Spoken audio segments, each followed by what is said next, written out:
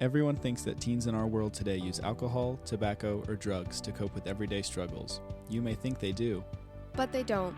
Welcome to the But They Don't podcast, a podcast for teens, by teens. Join us as we cover substance use prevention, mental health, community conversations, and more.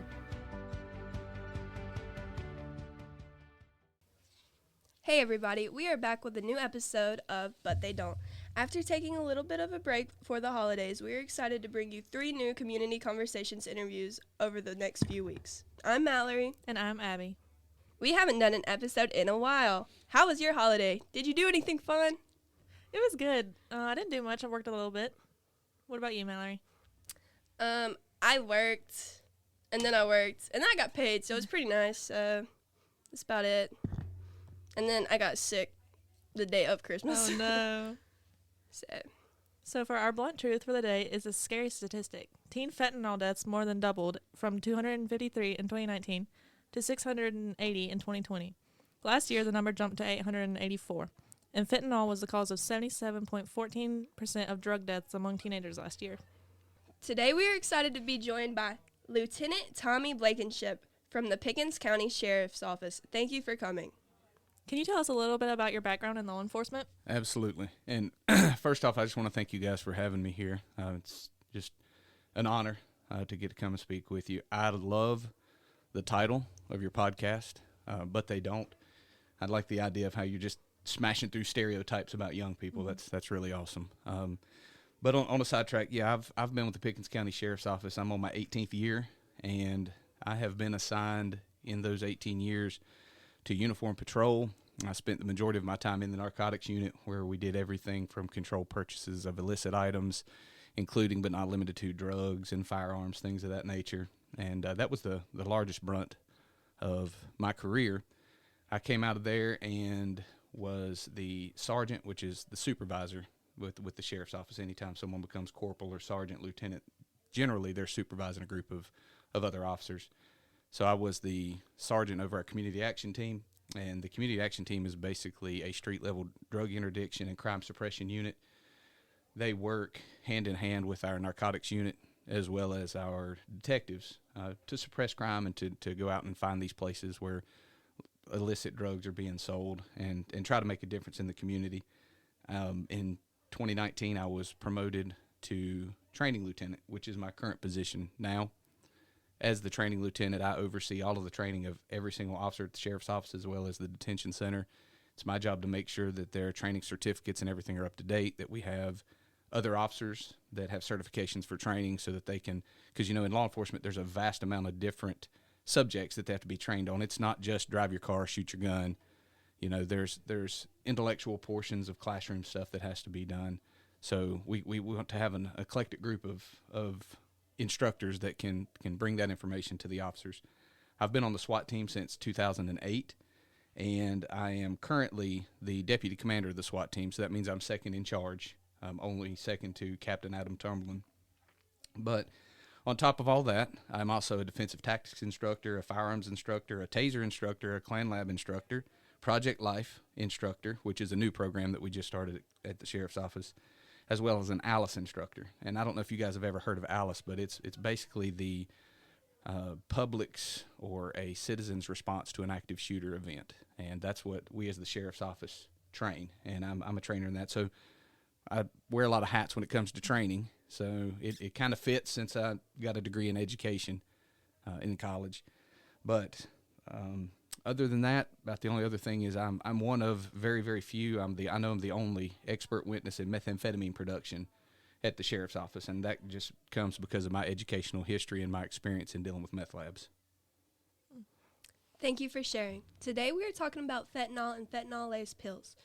Lieutenant Blankenship, what can you tell us about fentanyl?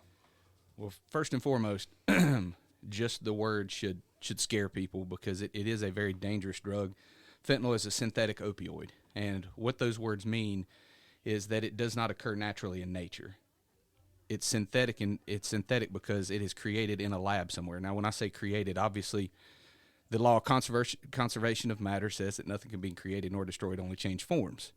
What that means is scientists have taken something that they've already synthesized or changed molecularly and created a new substance.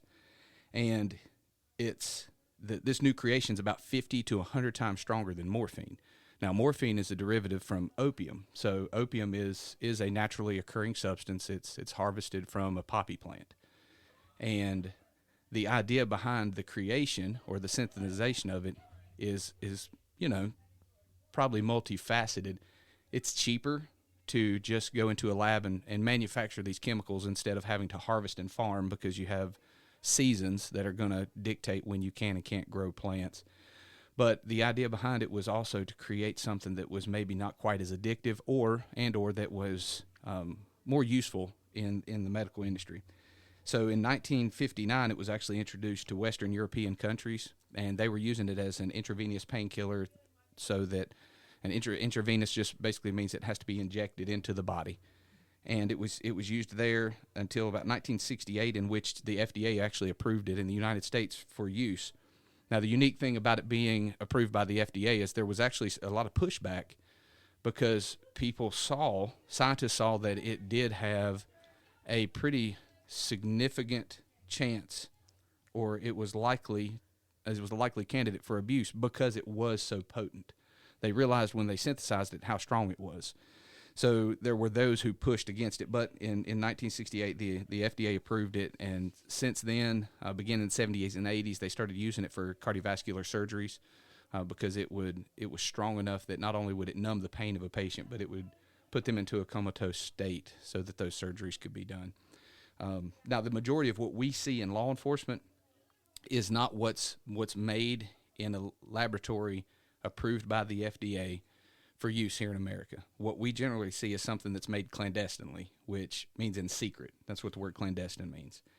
And we were getting most of what we were getting was coming from China, until several years ago, a couple labs have actually been found in Mexico. So Mexico, at this point in time, is our largest producer of illicit fentanyl, and India has actually come on the scene and is starting to produce it as well. We know that the drug dealers are using fentanyl to make it look like fake pills or real prescription pills. Why is that so dangerous? That's a great question. Before I dive into the fake pills, the first thing I want to say is all prescription medication, all medication in general has its own threats to health and safety. That's why anytime you see a commercial about, hey, we have this new drug that has the capability of treating or preventing all of these illnesses, what do you usually hear right after that? But could lead to, and you hear this list of side effects, ultimately with one of them being death. Mm-hmm. So any drug has its own dangers. Those dangers are magnified exponentially if they're used outside of the supervision of a medical professional. Mm-hmm. Okay? So first and foremost, even if it is not something that's being produced clandestine, it's not the fake pills, it is still dangerous and should never be used outside of the obviously the supervision of medical professional. But one thing that makes these fake pills so dangerous is they're not being manufactured with any type of quality control.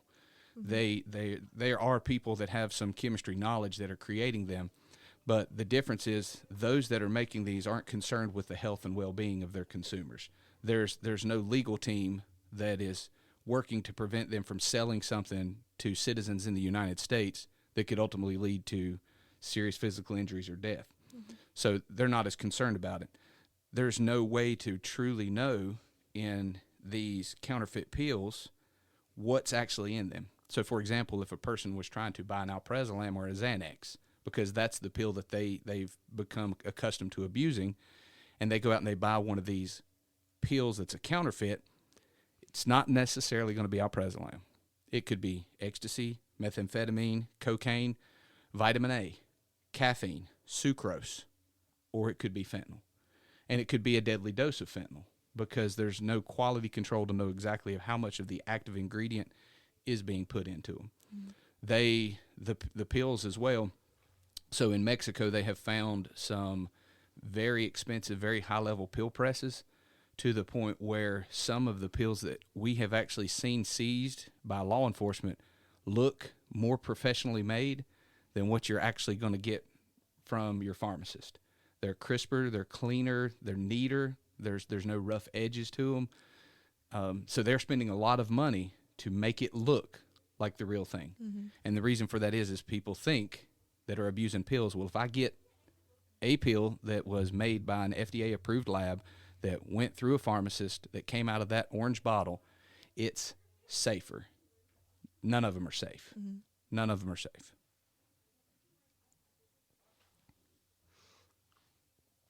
It's crazy. Excuse me. Sorry. It's crazy looking at these pictures how similar the fake ones are to the real pills. The DEA has said that 4 out of every 10 pills that they have seized in the last year contains a potentially lethal dose of fentanyl. A lethal dose is as small as 2 grains of salt. We've heard that social media is a big draw for drug dealers to attract youth into buying these fake We've heard that social media is a big draw for drug dealers to attract the youth into buying these fake pills. Have you seen this? So before I talk about social media, I kind of want to step back and talk about the FDA seizing 4 out of every 10 that they've seized last year were potentially lethal, and majority of them were fake. You know, the reason for that is law enforcement efforts combined with legislative efforts combined with technology have all worked together to make it much more difficult for someone to go shop around, to doctor shop, to go for pill mills to exist.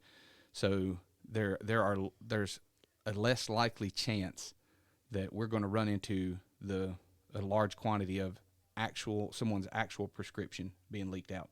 But when it comes to social media, absolutely. When I was in the narcotics unit, I did that for 11 years. And one of the things that we used to work our drug cases was social media. Mm-hmm. Social media is a double-edged sword, and it just depends on who's swinging it in what direction, whether it's beneficial or whether it's detrimental. It is wonderful for getting your message out. It's wonderful for us in law enforcement to get our message out. It's wonderful for people who have large spans of distances between them and family members to be able to connect as if they're moments, they're minutes away from each other. The downside of that is that it also provides drug dealers the same amenities. They can reach out to people who they normally would not be able to have contact with. The other thing that we have seen with newer platforms is that these social media platforms are making it much more difficult for law enforcement after the fact to recover evidence. Certain social media platforms delete things immediately. And if they don't delete them immediately, there are messaging platforms that are free to download that are encrypted. Mm-hmm. So in the event that we recover a cellular device that has this social media platform on it, and we're trying to gain the evidence to prove a case against a drug dealer, it's much more difficult for us to pull that information out. Mm-hmm. So that's the key for them. That's why there is an increase and why it appeals to those that are poisoning our communities, because the chances of us uncovering evidence of their crime is much more difficult. Mm-hmm. We've also seen some news stories about rainbow fentanyl. These look like vitamins or something similar in the pictures that we've seen. Thank you so much for sharing all of this. Is there anything else about fentanyl that you would like to add? Absolutely. And before we get away from the rainbow fentanyl, we have not seen those yet here in Pickens County. I have not seen any reports of those in the upstate. Not to say that it's not here and it doesn't exist, but be cautious of those, especially your younger listeners.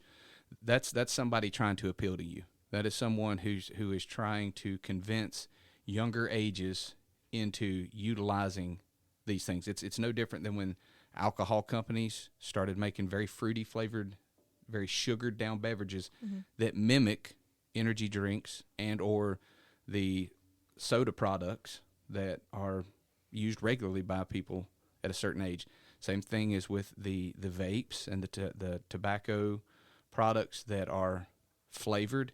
Those are obviously draws. Now, those companies would never tell you that was their intended use, is to provoke underage individuals to use them, but they are very much a draw for younger people. Last, it's the idea, I know it's somewhat cliche to say no to drugs, but it's very true, because nobody starts in an addiction cycle with an overwhelming addiction to methamphetamine They don't start with an overwhelming addiction to heroin or to opiates. It always starts somewhere, and it usually starts with a single decision. And be cognizant of that as you go throughout, and you're tempted to realize that every decision you make, even at a young age, can alter the future that you have. And think about your dreams and aspirations in every moment. And before you make those decisions, realize that they can have an effect on that. And for the older listeners that are listening, there are some statutes that there's a bill. It's Bill 242 that's actually in Congress now that has to do with laws about fentanyl, because at this point in time, we can charge someone with trafficking methamphetamine. We can charge someone with trafficking cocaine, trafficking heroin, trafficking marijuana. And those are your highest level offenses. But right now, there is not anything on the state books that would allow us to charge someone with trafficking in fentanyl. Mm-hmm. And we can all agree that that's obviously one of, if not the most dangerous substance we're seeing in public right now. Mm-hmm. It's the greatest number of deaths that are occurring from overdose are coming from fentanyl. So those that are of the voting age, be active, reach out to your lawmakers, let your voice be heard, because these laws, they don't prevent necessarily someone from using fentanyl, but what they do is they give law enforcement a little bit of strength, a little bit of power to do something about it after the fact, because it gives us a trafficking statute, but it also gives us a statute in which we could charge someone who has distributed fentanyl that's caused a death. And as of right now, there's not a state statute that covers that. Now, I did want to ask, if someone finds themselves in a situation of, like, potentially being exposed to fentanyl, would they have a way of, like, knowing that they're being exposed to it? Yeah, so it would be difficult for you to self-diagnose, but the things that you would notice, whether it's you or another person, is lethargy. Mm-hmm. You'll start to feel like everything's moving really slow. You will feel sleepy, and it will feel like it's very difficult, because one of the first things that it does is suppresses your respiratory system. Mm-hmm. And so it would make it difficult to breathe. And at that point in time, you need to get emergency assistance very quickly. There is a thing called Narcan. Mm-hmm. Narcan will temporarily reverse the effects of, and it can, I say temporarily because it all depends on the amount of fentanyl or opiate or opioid that's been ingested. Just little quick brain science, in your brain you have these things called receptors, and the receptors are shaped kind of like, best way I could describe it are puzzle pieces. Mm-hmm. Well, what that is those receptors are designed for different chemicals in your brain to go to, whether it's serotonin, whether it's oxytocin, whether it's dopamine. Those things land in there based off of whatever scenario you're going through, or whatever stimulus you're going to, or whatever action you've taken. So these drugs that they've created in the lab are designed to fit in these receptors, and their purpose, as we talked about earlier, is to relieve pain and even induce you into unconsciousness for surgery. Mm-hmm. Well, the problem is once you get too much of that, it starts to shut down your systems. The unique and cool thing about Narcan is when it goes into the human body, it will actually knock the opioid or opiate out of the receptor, and it's shaped the same, so it'll replace it. Mm-hmm. Now, the downside is that it will only stay there until it metabolizes. If there is enough of the opiate or opioid in the body that it metabolizes before they're created into waste and excreted, it will go back into that receptor, and they will go back into an overdose. Does that make sense? Mm-hmm. Sorry. Okay. We want to remind everyone that you should never take a pill unless it comes from a pharmacy, even from a friend. They may not mean for it to hurt you, but they also do not know what is in that pill. Do not buy any pills off of social media. There are many stories on the internet about teens dying because they thought they were purchasing one thing and it ended up being laced with fentanyl. Please be careful and only trust the pills straight from the pharmacy. Thank you to Lieutenant Blankenship for joining us today. Be sure to follow us on social media for more information about upcoming events and awareness. Our Facebook is Pickens County Youth Board, and our Instagram and TikTok is @WeArePCYB. Oh, and if you're local, be sure to check out his Facebook, Tommy Blankenship. Thank you for listening.